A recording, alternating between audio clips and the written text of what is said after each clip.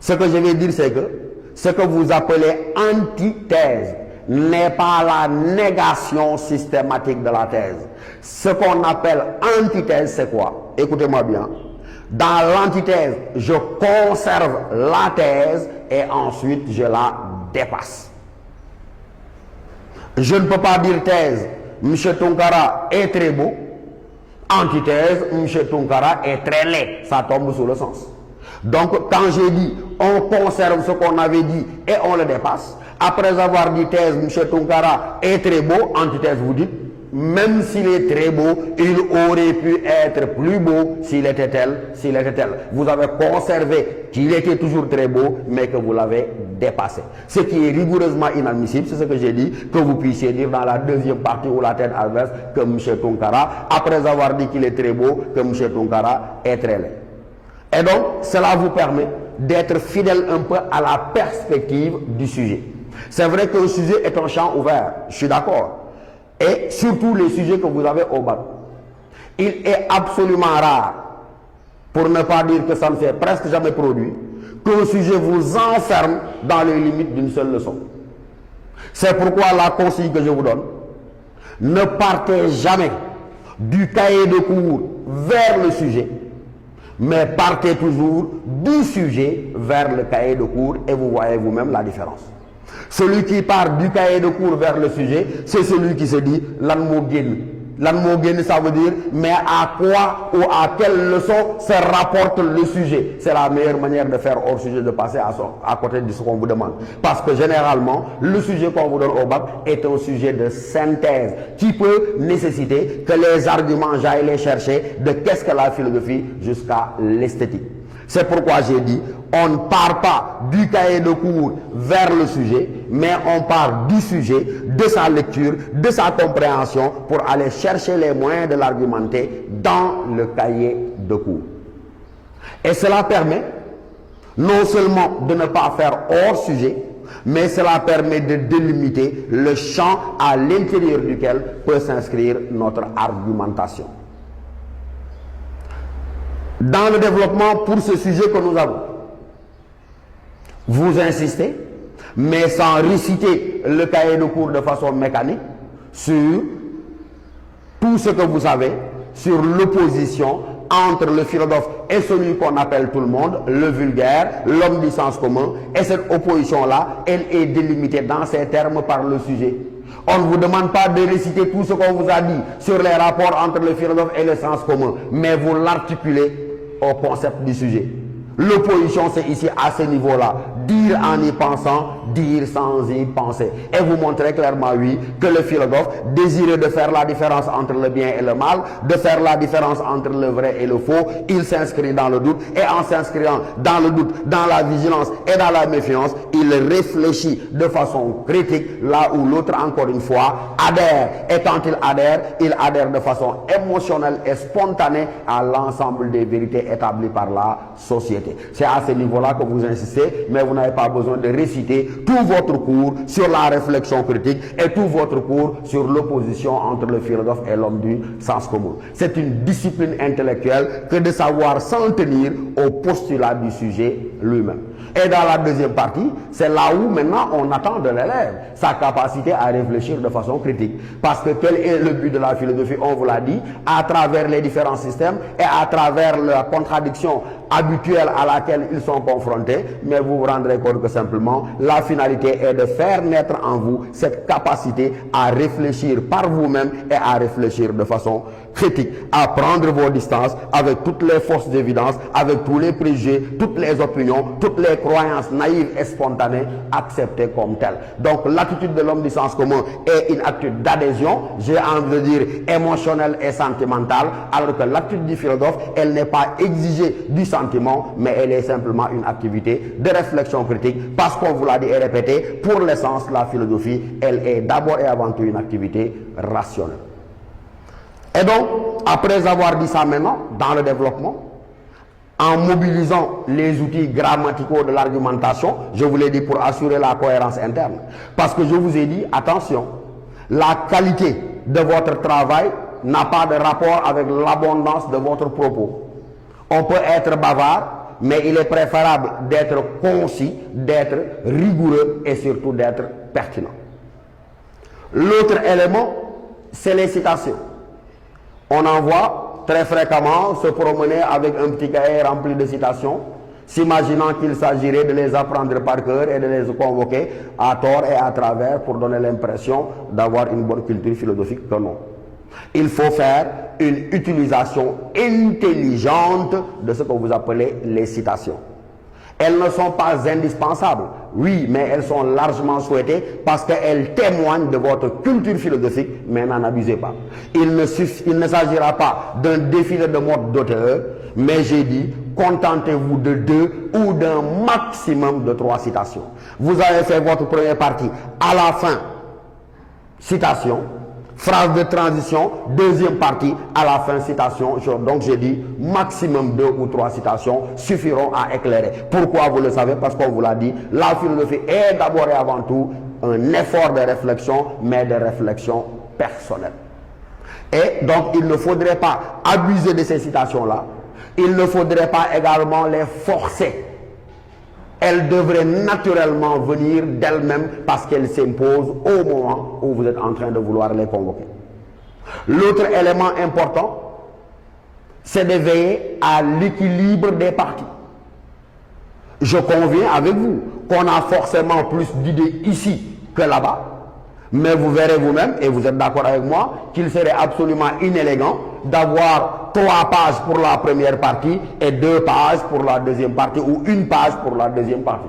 Donc même s'il ne peut pas y avoir de proportion absolue, veillez autant que possible à équilibrer les différentes parties. Et ensuite, comme je l'ai dit, non seulement je m'appuie sur les outils grammaticaux de l'argumentation, mais également je dois faire en sorte que les transitions puissent être assurées.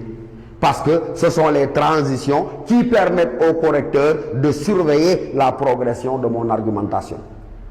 Lorsque une copie est bien présentée, le correcteur qui a 400 ou 500 copies, il ne se fatigue pas parce qu'il surveille les phrases de transition et ça lui permet de voir la progression de votre propre raisonnement. Vous pouvez déjà faire une synthèse partielle à la fin du développement.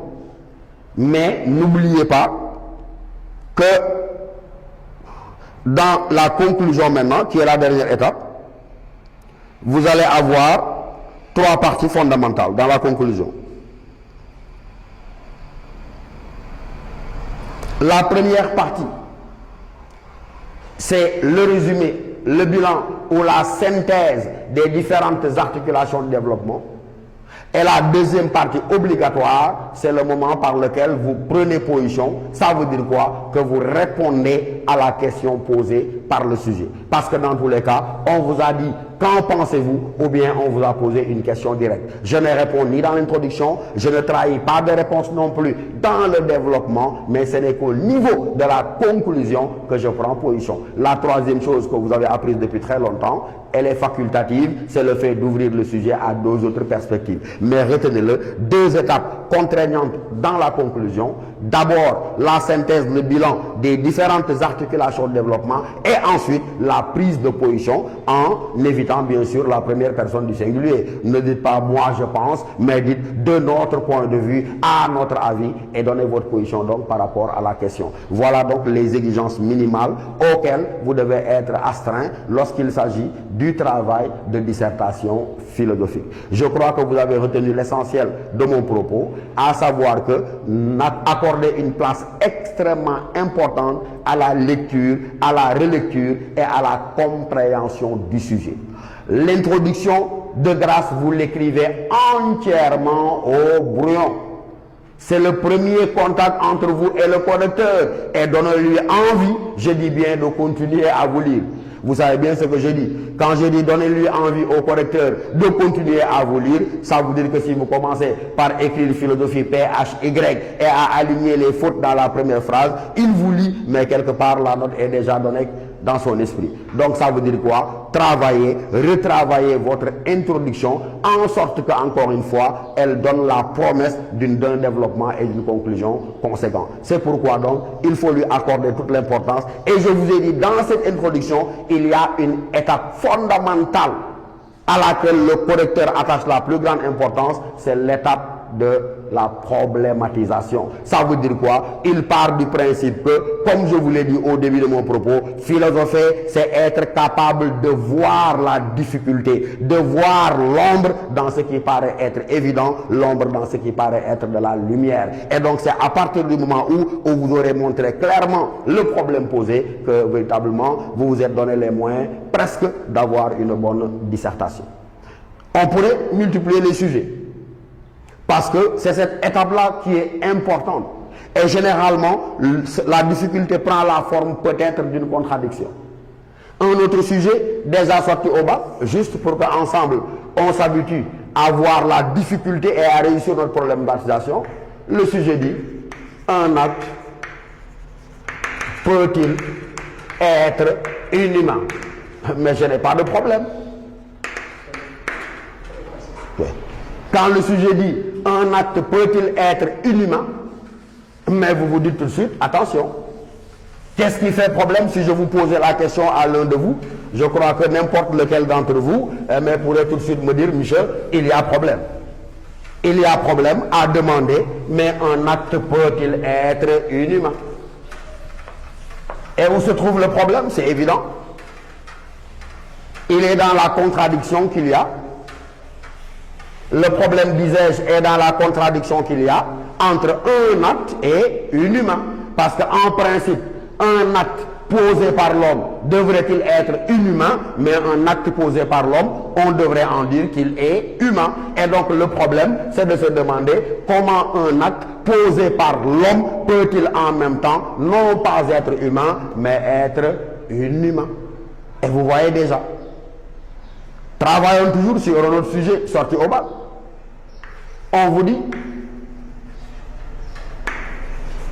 toujours pour nous aider à nous familiariser avec la mise en évidence du problème, on nous dit le rationnel est-il le critère? On nous dit le rationnel est-il le critère de la vérité? C'est déjà un sujet sorti au bas.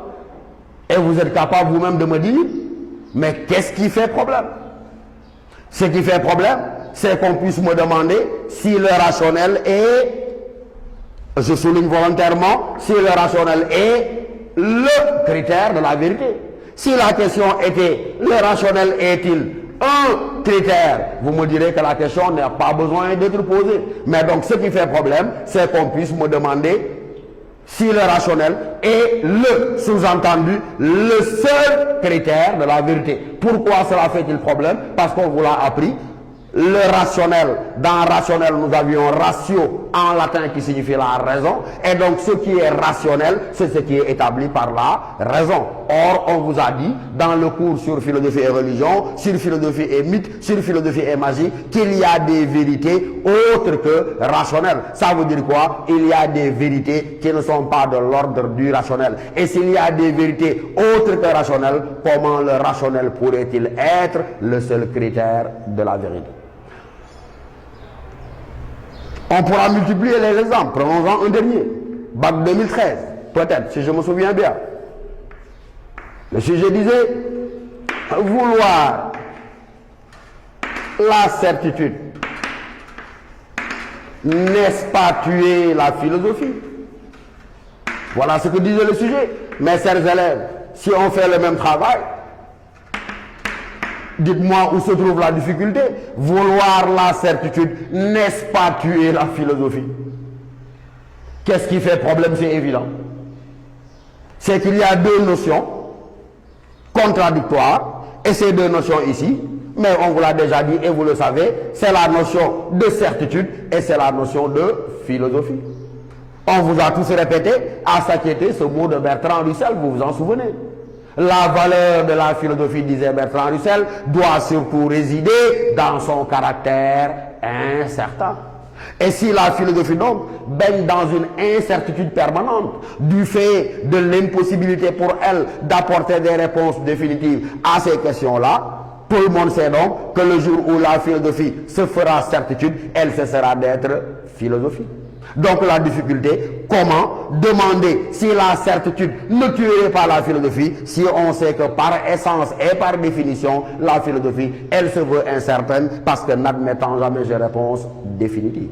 Et vous avez donc vu un peu, à travers ces 2, 3 ou 4 exemples, nous avons tenté de vous donner les clés de résoudre la principale étape, la plus difficile de l'introduction, ça veut dire apercevoir la difficulté et poser clairement le problème. Je répète, là vous direz, si il y a des vérités qui ne sont pas découvertes par la raison, comment le rationnel à lui seul pourrait-il être le critère de la vérité? Le sujet qui disait un acte peut-il être inhumain, vous dites la même chose. Si, comment un acte posé par l'homme releverait-il non pas de l'humain, mais de l'inhumain, etc., etc. Et quand vous serez habitué à vous répéter et à vous exercer autour de cela, vous serez parfaitement apte à apercevoir la difficulté et à vous donner les moyens d'avoir une très bonne dissertation. Parce que contrairement à beaucoup de préjugés, la dissertation n'est pas une épreuve impossible. Mais elle repose, comme je vous l'ai dit, sur une exigence de rigueur, sur une exigence de clarté dans l'exposition et sur une exigence simplement de pertinence. Mais vous le voyez, avec ces exemples-là, peut-être que dans les autres séances à venir, nous insisterons encore sur des sujets et cela nous semble assez important pour vous permettre de réussir avec succès l'épreuve de dissertation philosophique au baccalauréat avant que nous puissions passer à l'autre épreuve à laquelle vous êtes soumis, c'est l'épreuve simplement de commentaires philosophiques.